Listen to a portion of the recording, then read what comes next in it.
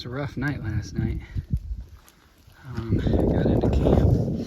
The last couple days, my toes felt like they were straining going over the rocks. And at night, my big toes were numb. And yesterday, I started to feel some back stiffness, my lower back stiffening up. And then last night, I started getting pain shooting down my legs, which I can only concur means that my spine's compressing, and the nerves, I looked up what nerves go to the big toes, and it's L5. I have a fusion at L4, L5, which tells me that underneath that fusion is not happy. So as I walk, I get pain shooting down my right leg, and it's one of those things where last night I was for sure I wasn't going to attempt it because, what's more important, walking a few more mountains or an emergency back surgery, another herniated disc, maybe rupturing it coming down these mountains. And then today's a new day, so I got up, got out, felt good, started coming down this mountain. I'm starting to get the pain down my leg again. So we get to the NOC today. We got a room. See how it feels. I might have to pack it in. 46, well, even at 36, when I had my fusion done, you start wondering long term at 70, what's that look like? 34 years with a fusion back there, and I knew when I had the surgery that the surgeon said usually like 10 to 12 years, or maybe they gave an 8 to 12 year window, that the next disc goes out and needs to be fused, just because of the pressure put on that solid spot in your spine now. So I knew I was coming close to that, and I was hoping to get out here and get as much done, or get to Katahdin before this thing broke down. And here we are, just about 2 weeks in, 100 and so miles, and my back is acting up. I've been down this road before. I spent, I'd say a good part of 2 years dealing with the pain leading up to surgery, realizing I needed the surgery, having the surgery, the 10 weeks it took to recover from just the surgery, and then the year of nerve pain that came after that, just like the burning across the top of your butt cheeks, just kind of like weird pains through your body, through your lower back, down your legs, like just what comes with that territory. So I knew this was kind of a daunting task. I felt great, all the time that I was training. I wasn't on mountains, but I did put on a lot of miles with some weight, and didn't have any problems. Just started creeping in over the last couple days, and I really didn't realize what was going on. Like, I noticed my back get a little stiff. That was okay. I've got medication to deal with that. But I've got those anti-inflammatories, and I took one last night, and you hope that that's gonna kind of reduce whatever's inflamed back there. But my guess is if this weight is compressing it, then I don't know what I'm dealing with. So I'm gonna get into the knock and assess everything. I did lower my waist belt again. I know the gentleman at Neil's Gap would not like that, but I've kind of walked with the weight sitting on more my tailbone, which may sound weird, but in my mind, that's below where my back pain had been, and I hadn't had any pain walking like that. But ever since Neil's Gap, I've brought my hip belt up, rested on the celiac crest, and kept it cinched tight. And I noticed that, like, I don't know. Maybe it was a mental thing, but you know, I did almost like 400 and some miles the other way without any issues, and then I raised it, you know, which is above my Fusion, and maybe it just sags enough to where it's putting pressure on my lower lumbar and causing me issues. I don't know. I got it riding lower now. I'm hoping that helps a little, but you know, I might have to tip my hat to this mountain range and go home while I can still, you know, walk around with only one Fusion in my spine and go enjoy Disney with my family. And you just never know, man. You never know. And I don't think it's a packing your fears thing. I think it's a more of a, you know, fail fast kind of thing. You know, I'd rather walk out of here knowing that, you know, I might be able to take this weight off and give it a few weeks and recover, versus, you know, I mean, any amount of things that could happen. Rupturing that disc, hobbling my way out of here and needing emergency surgery, or worse yet, rupturing that disc and somehow snapping that Fusion and snapping your spinal cord. You know, those are always things that could happen, unfortunately, when you got some putty, some silly putty holding your back together. So I'm gonna keep cruising along for now. I got an 11-mile day from Cold Spring Shelter, the camping area, about 0.1 mile away from Cold Spring Shelter. Cold Spring Shelter is a weird one too. I took a picture of the inside the privy last night. So the shelter is right on the trail, like right on the trail. Like you walk right beside it. And then the privy is a little bit downhill, maybe, I don't know, 30, 40 feet from the shelter, facing the trail. It doesn't have a door. There is a little piece of plywood there that, you know, would cover anybody who's using the bathroom. But the window faces right back to the trail. So people, you know, walking down the trail or sitting at the privy can just look inside and see you going to the bathroom. And then there's a little water source that runs right in front of the shelter and about 20 feet away from the privy. I don't know. I just keep thinking of my leave no trace guidelines, and I'm pretty sure definitely not supposed to be going to the bathroom that close to a water source. The water source does go downstream. Maybe that's the argument that could be made. And we are getting the water upstream. I'm sure that is very beneficial. But the whole thing just seemed to be poorly placed. But I heard that Cold Spring Shelter is one of the oldest shelters on the AT.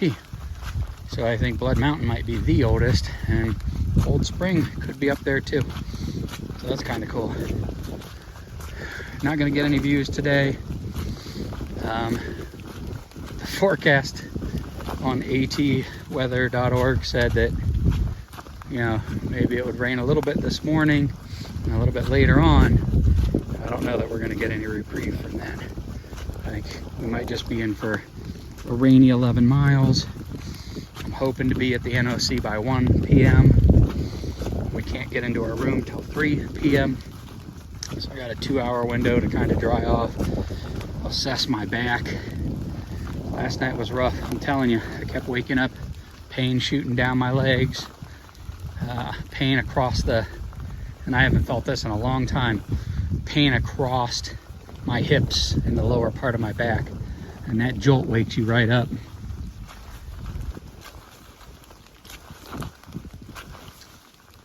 I don't know. For now, we push forward. Yeah, I know. My students will be like, you know, tough times don't last, tough people do. And that's true. But some things aren't a matter of just toughing it out. You know, that's wisdom. That's the difference between that naive youngster and the wisdom of somebody who's felt these pains. You know, if anybody out there has ever had back issues, you're probably nodding your head like, that can't be good. Because, you know, I mean, under any circumstances, you kind of just ease off on what you're doing. But this isn't a vocation that allows you to ease off what you're doing and be very forgiving, you know. I came out here to deal with loss in my life, and yeah, it's weird. In such a simple time, or such a short amount of time, you start to realize that you know, you got a lot back home, and you can't do anything about the mountains that you've already climbed and gotten over. So I think I've come to terms with a lot of things. And I guess 8 hours of staring at rocks, leaves, dirt, mud, tree roots do that kind of thing to you. But I'm at peace, kind of how I've come along. You know, I wasn't one of those make or break it Katahdin bound people that's like, you know, I'll crawl up the darn thing if I have to. And that doesn't mean I'm shutting it down. It just means I got to do, you know, what's smart for my body and my future. I don't want to, you know, get to Katahdin but need a surgery and have another fusion, and maybe, you know, you just never know what comes of that. You might be wheelchair bound, you might, you know, lose continence. You know, that's always the first thing they ask, is if you've had any issues, you know, not being able to control your bladder or bowels, because unfortunately all those nerves run through there. So far I'm good though. I haven't become a hiker, as they say. So I'm good in that department, just dealing with a lot of pain through my lower back. Like, you know, even now as I'm walking, I can feel it down there, and I'm like wondering if maybe my pack weight is shifted to one side, or, you know, it's probably all baloney and doesn't matter, because the fact of the matter is I started with a bulging disc and a fusion, and, you know, climbing up and down mountains, coming down, this weight pulling down. Maybe it was just bound to happen. So I'll chat with y'all later, and we'll see where we're at. Enjoy this beautiful North Carolina day. Take care.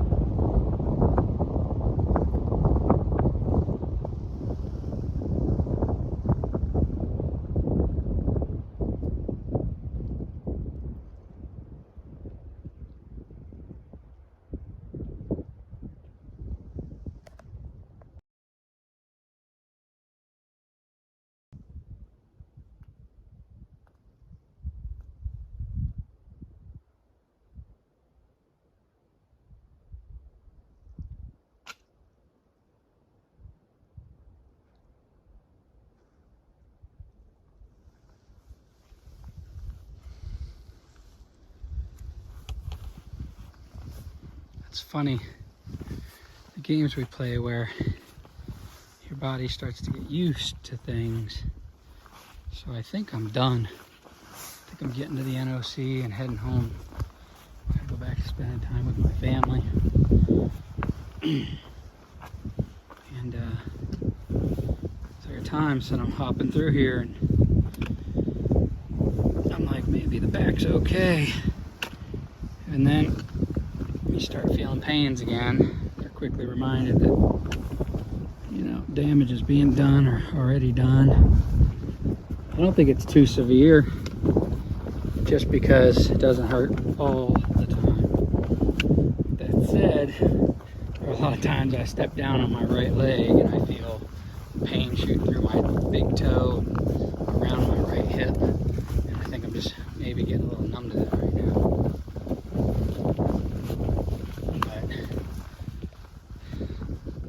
But this looks like it could be my last views of the Appalachian Trail, so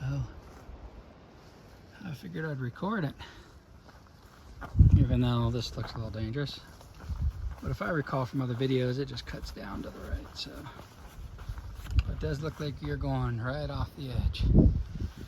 So I'll keep this episode on a while because I got about a 3,000 foot descent into the NOC, so I don't know what from there. You know, I've thought about seeing if there's somebody who might be able to come in the morning and shuttle me to Franklin. Don't really know. Didn't really have a plan B. I mean, you know, you just adjust. You fail fast and you adjust, so. Look at that. That's right off the edge. I don't know where that goes. It goes right down into nowhere. Stinking crazy watching this fog and that roll through, and the storm that just went. I'm pretty sure I got to climb right on down this, and then the trail goes that way. So this is probably, I don't think this is as technical as the fire tower was, but I mean, you know, right there's the edge. I'll look over that. Look at that. Let's look at this fog coming in.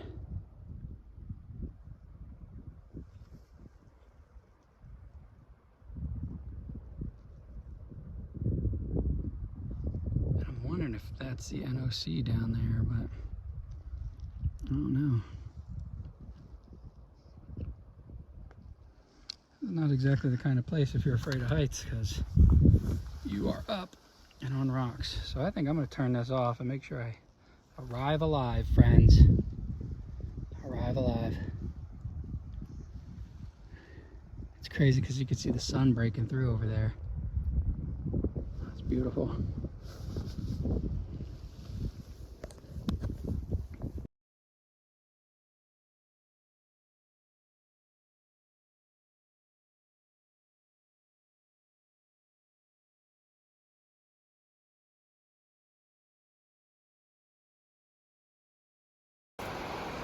Coming down into the NOC. It looks like this is going to be it for me.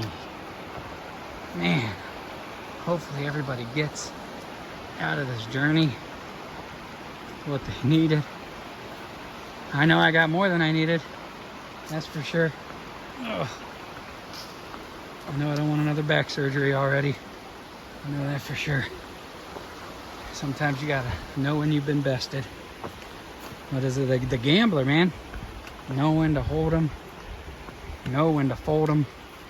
Know when to walk away. And know when to run. I'll get you some pictures. And with any luck, I'll be homeward bound and healing up.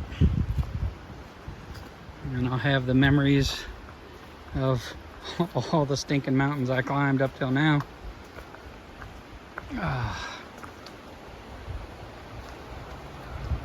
Insane.